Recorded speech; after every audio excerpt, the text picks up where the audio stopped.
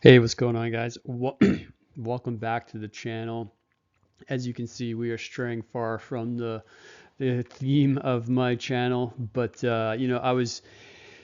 this is kind of part of the storytelling of my career, uh, in that after I was done at ASB, I'm sorry, after I was done at recruiting duty, I went to CLCCC, Fort Lee, Virginia, which is the combat let me see if I can get this straight.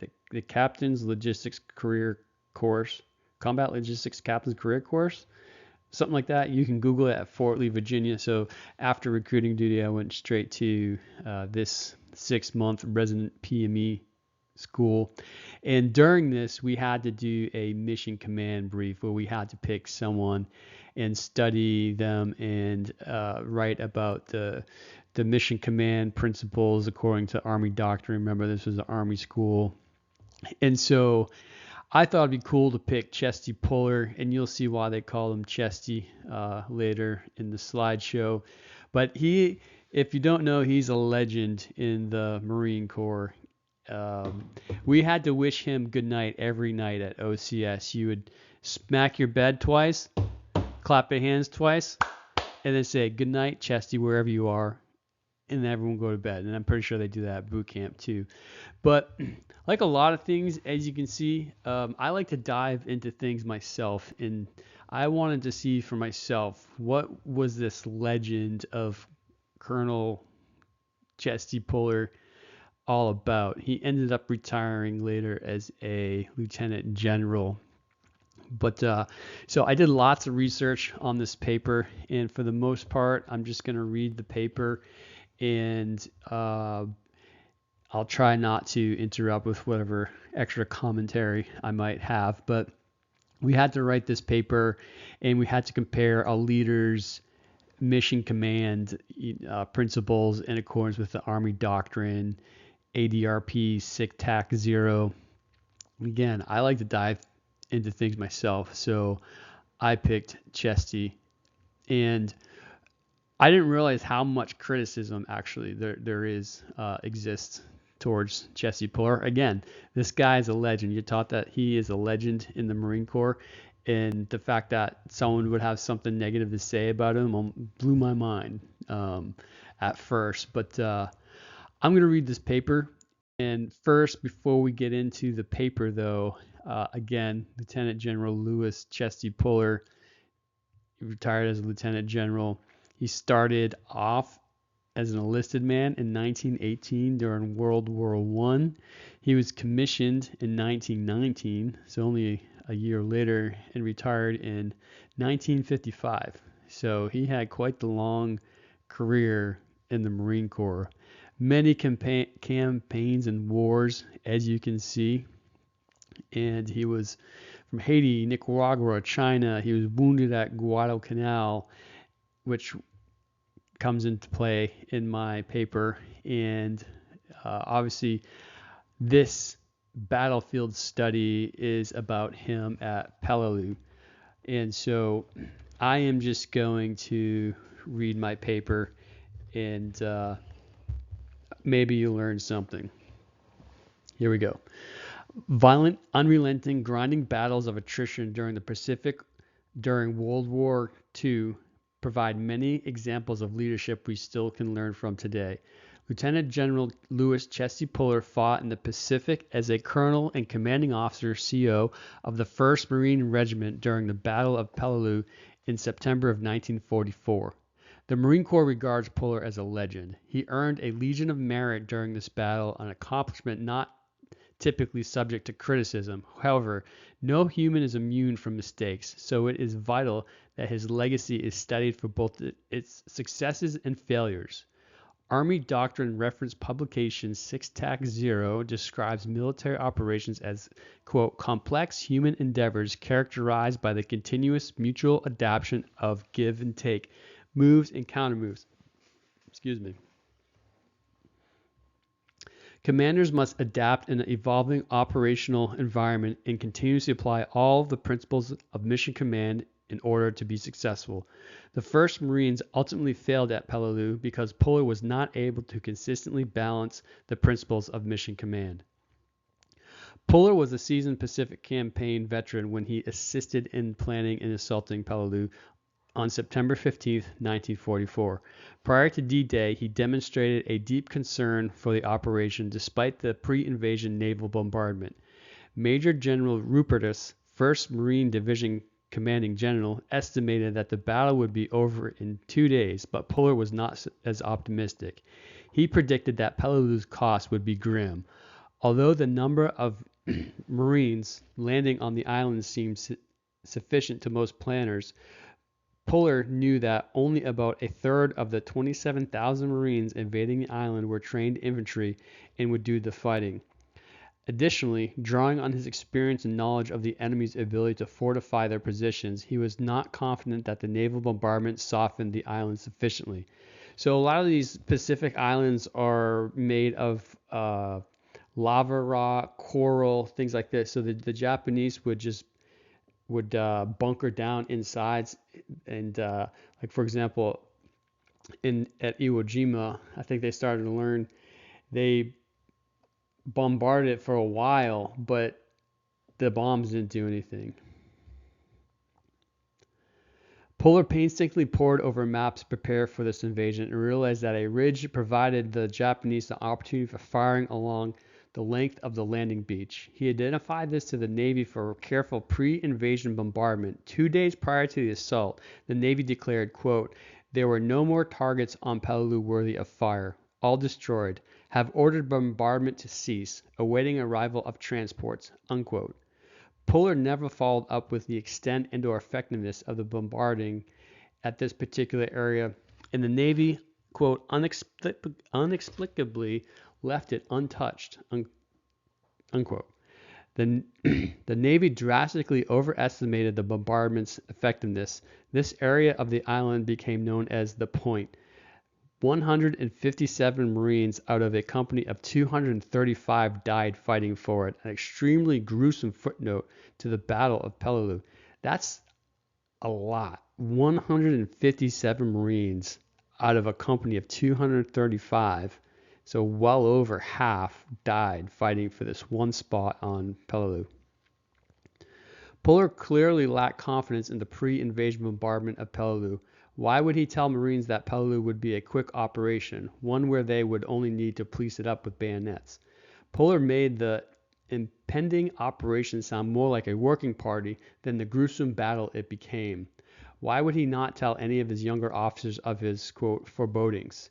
He clearly did not trust them enough to share his conclusions from the analysis he conducted. This demonstrates that Puller lacked trust and was willing to accept grave risks by sending his regiment to an area he did not believe was prepared for amphibious assault. Whether Puller built cohesive teams through mutual trust depends on perspective. He was notorious for not respecting or listening to staff officers, including his own. Brigadier General Oliver P. Smith, Assistant 1st Marine Division Commander, expressed reservations about Puller for this limitation. Smith had to convince Puller that a staff for a unit the size of a regiment, quote, was essential and should be used, unquote. Consequently, Smith assigned a seasoned battalion executive officer, Lieutenant Colonel Richard Ross Jr., to be Puller's executive officer. He noted that Ross's experience leading a staff was, quote, exactly what Puller needed, unquote, since he had little understanding of how to build a staff into a cohesive team. For example, when Major Kelly, the regimental operations officer, brought Puller the operation order for Peleliu, he, quote, glanced at it for only a moment, then affixed his signature, unquote. Fearing this lack of interest from Puller would result in a flawed order, Major Kelly and the rest of the staff further scrutinized every line of the order before releasing it. The regimental staff released the operations order without Puller's scrutiny. Consequently, the staff wondered if Puller took them or their work seriously at all. Puller had a cavalier attitude to the principles of mission command during the planning stages of the invasion. However, Corporal Charles Manhoff's first-hand account of Puller's changing application of the principles shortly into the battle cannot be discounted. Manhoff was assigned to translate intercepted Japanese radio traffic in Polar's command, CP. Besides Polar himself, no one except for only a few staff officers had a better, quote, vantage point for seeing the entire tragedy unfold, unquote, than Manhoff. The 1st Marines were decimated by continually conducting frontal assaults throughout the battle, but Polar was being forced to do this. Manhoff recalls, "For most of those 5 days, I sat there and listened to him argue on the radio or telephone with Rupertus and others of the division staff about what should be done. I heard him pass on division orders to his rapidly diminishing infantry battalions, orders that were obviously extremely bad in his eyes and that resulted day after day in horrendous casualties without gaining significant ground. All through it, Polar never apologized or explained to his battalion commanders, taking the full responsibility to himself." Manhoff personally witnessed Polar express the desperate shape of his regiment on D+1 nighttime to Colonel John Selden, 1st Marine Division Chief of Staff. Polar vehemently requested replacements but was denied. Manhoff overheard this conversation in such intimate detail that Polar warned Manhoff, "You may overhear some things while you stand by here, but you will not hear anything. Understood?" Division ordered Polar to attack again the next morning at 08, exposing his regiment to unacceptable risk without replacements.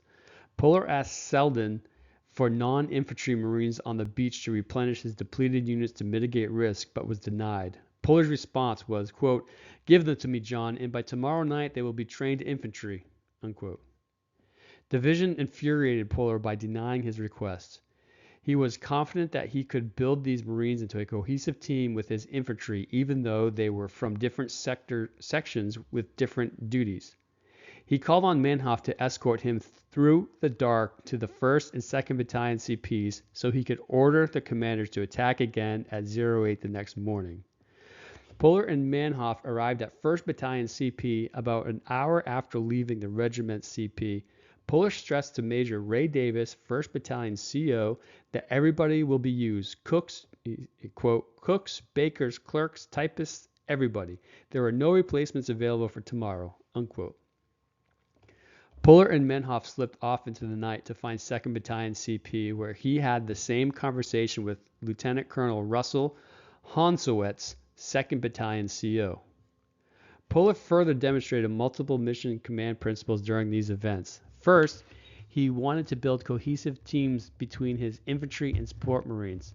He wanted to integrate support Marines into the infantry for the, quote, "coordination and cooperation towards a common objective, even if the participants are not necessarily part of the same command or organization," unquote. This is an example of unity of effort, a key part of building cohesive teams. Division would not give Polar the replacements he needed, but given his increasing concern for mission command principles, he tried to make up for it by integrating Marines from different sections.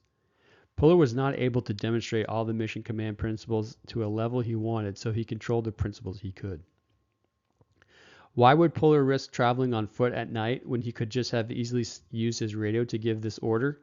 He was accepting grave risk to his battalions, but felt it was important for the, quote, "two-way communication and interaction between the commander," unquote, and his subordinates. This interaction reinforces trust, which is pivotal in building cohesive teams. Furthermore, ADRP 6-0 states that another key factor in building cohesive teams is to share in the hardships and danger, which Polar was clearly doing by walking around Peleliu at night. He strove to make up for accepting grave risks to his regiment by building a stronger team this way. Additionally, meeting face-to-face with his commanders gave Polar the opportunity to create a shared understanding. Polar recognized the radio would hinder the free flow of communication, information, and the exchanging of ideas, which are all very important factors when creating a shared understanding. He gave his subordinate commanders the chance to voice their concerns, as he knew there would be many. Also, his intent had to be delivered face-to-face to be as clear as possible. Polar's face-to-face interaction with the battalion commanders was justifiable because his intent was clear and understood. 1st and 2nd Battalions attacked the next day as ordered, using all the support personnel they could scrape together. Less than an hour later, Lieutenant Colonel Russell Hansowitz, 2nd Battalion CO, called Poehler informing him they were pinned down and needed replacements. Published accounts of this conversation stated that Poehler sternly ordered Hansowitz to, quote, take the goddamn hill, and he was referring to Hill 210. Manhoff, on the other hand, only heard Poehler tell Hansowitz, Russ, you've got to keep trying, in a rather quiet voice. Regardless of Poehler's tone, Hansowitz's situational reports should have alerted him that he was accepting too much risk. Poehler was militaristic to a fault and would not disobey an order or explain to subordinates that it was someone else's fault. It was also important to note that Poehler's mobility was increasingly being hindered by a swollen leg due to a piece of shrapnel he received in a previous battle. This prevented him from walking the lines as much as he did in past campaigns, resulting in a fogged situational awareness.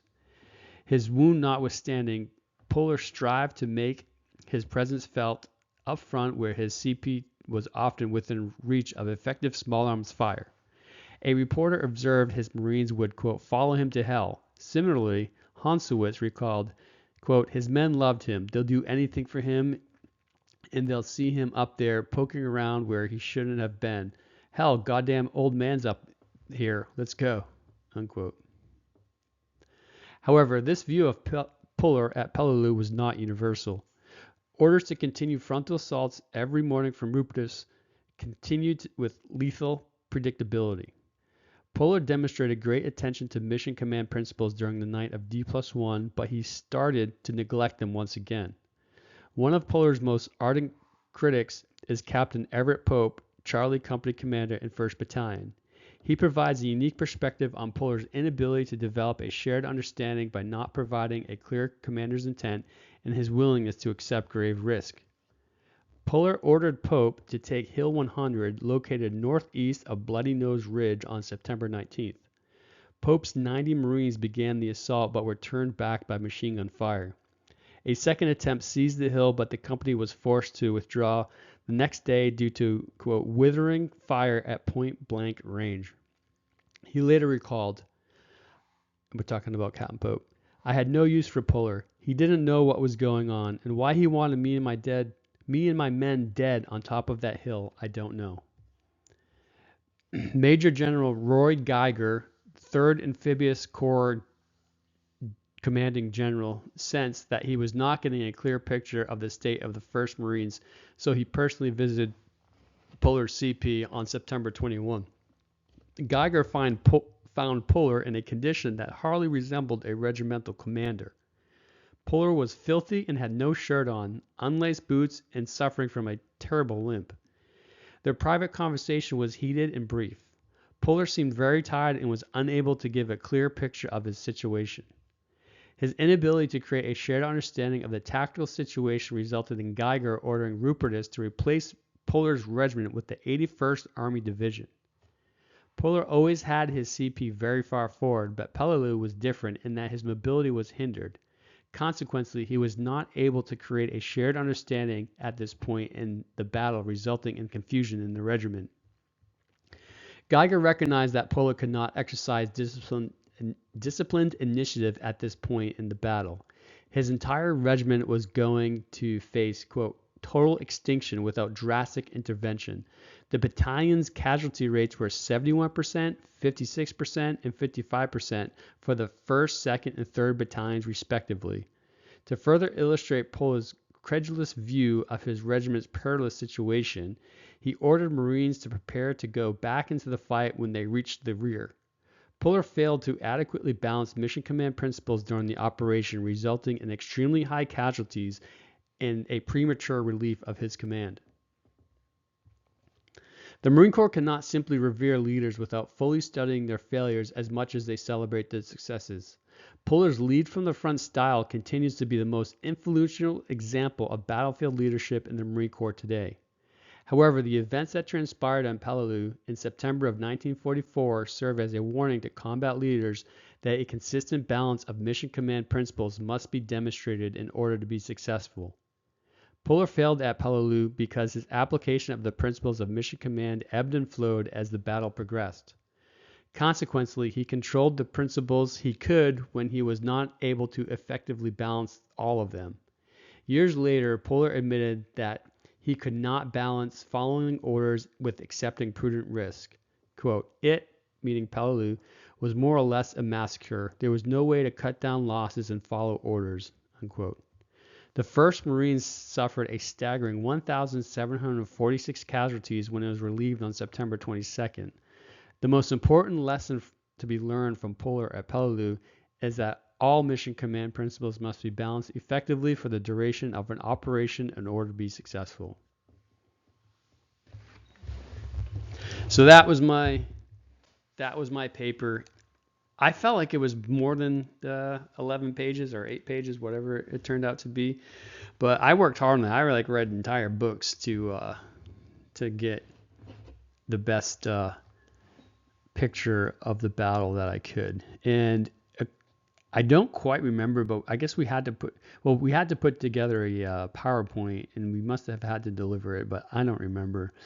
But yeah, so Chesty Puller, huge legend in the Marine Corps, and I was surprised to read some of the things that I read about what he did and didn't do during this battle. And I also read somewhere that like essentially they knew that where they needed a regiment to basically be thrown to the wolves, and they needed someone to lead said regiment, and they figured Polar was the best because he would just keep attacking and not push back, and again basically being militaristic to a fault. So he received multiple Navy crosses. In Guadalcanal, he saved 3 companies, showing extraordinary courage. So he clearly has some grit to him. But again, bottom line is he's a Marine Corps hero, but I think we have to study his failures as well. I mean, that casualty rate is astronomical. That's a lot. So a little bit of background on Peleliu. So here's Colonel Lewis Puller, Chesty, 1st Marine Regiment commanding officer, Major General Rupertus, 1st Marine Division CG, and then Major General Geiger. There's a Camp Geiger, and some Marines are called Geiger Tigers because of this guy, 3rd Amphibious Corps Commanding General. So when you're a colonel below, when you're in commanding, you're called a commanding officer, and when you're a general and you're commanding, you're called a commanding general. Imagine that. So here is the point right here. This is where people were just annihilated, essentially. And here's Bloody Nose Ridge. And what else? So 1st Marines going to the point here.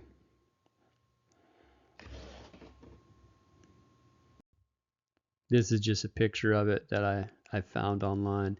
And, and one thing that I like, when I'm studying military history, I really like to study it through like the people who lived it. To me, reading about all the big blue arrow movements and things like that, I kind of just, my eyes start to glaze over.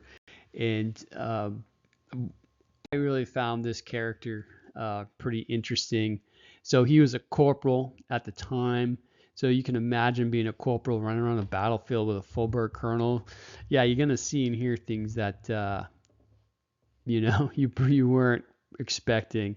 So here he was eventually commissioned, Corporal Charles Manhoff, as a 2nd lieutenant. And you can kind of see his bar right here. The picture kind of fades away, but he seemed like a pretty good Marine. It must have been if he got commissioned, I suppose.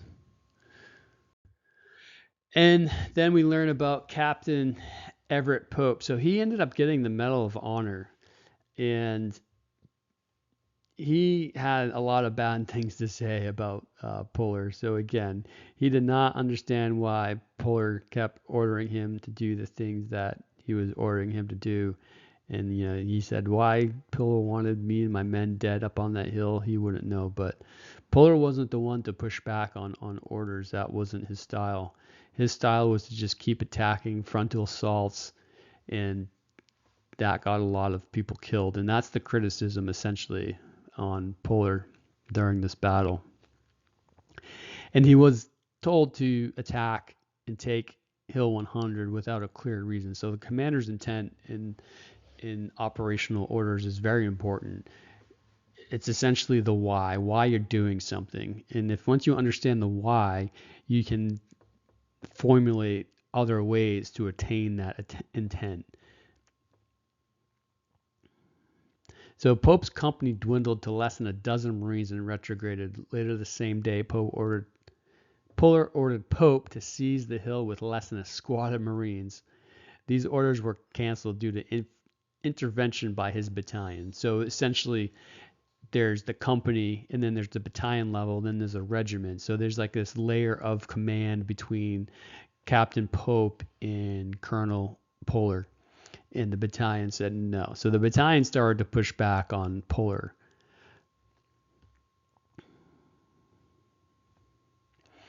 Yep. Captain Pope thought it was a clear suicide mission, and not being given the intent is a big deal. So this is a picture of Chesty, and this is how he got his name. He's kind of barrel-chested, hence the name Chesty. And this is a kind of sore sight to see. Like, you wouldn't expect a regimental commander to be looking like this during a battle. So here's the general coming to take a look at what's going on, and here's Pillar, probably, what are we, like 3 days or something like that, no sleep, going around the battlefield, terrible limp. I mean, he looks like he's in pretty horrible condition. Filthy, tired. The limp was getting worse. And that's when essentially the 81st Army Division relieved Chesty. And ever the warfighter, Pillar was not happy about being replaced by the Army. Even when he returned to the beach, he was trying to get his Marines prepared to go back into battle. And again, his regiment suffered a staggering 1,746 casualties. That's a lot. That's that's a battalion and a half worth of Marines. So that was the end of World War II for Pillar. And I enjoyed doing this research. Again, I see generals around today that get a lot more acclaim and glory than, if some of the skeletons come out of the closet, as I think you see on some videos on the internet and with the Afghanistan pullout. And, these higher level officers and leaders screw up too. And, when they screw up, the mistakes are just bigger and more people get injured or killed or what have you. And that's why it's so important for our Marine Corps to put the right people into these positions of command. So that's all I have. I really wanted to preserve this research project that I did, because I've never seen anything like it since I've done it. I have never seen anyone really write any criticisms of Colonel Chesty Pillar, but I found it pretty interesting, and I took it pretty seriously too, because I wanted to make sure I got it right. And being in an Army school, no one really said anything. Oh yeah, your paper's written well, but I wonder how it would be taken if I did this paper at Expeditionary Warfare School in Quantico. I don't know. That is all. I hope you enjoyed this history lesson. Maybe I'll get back to my traditional story time episodes, but I do have a lot more hunting and fishing content that I want to put out.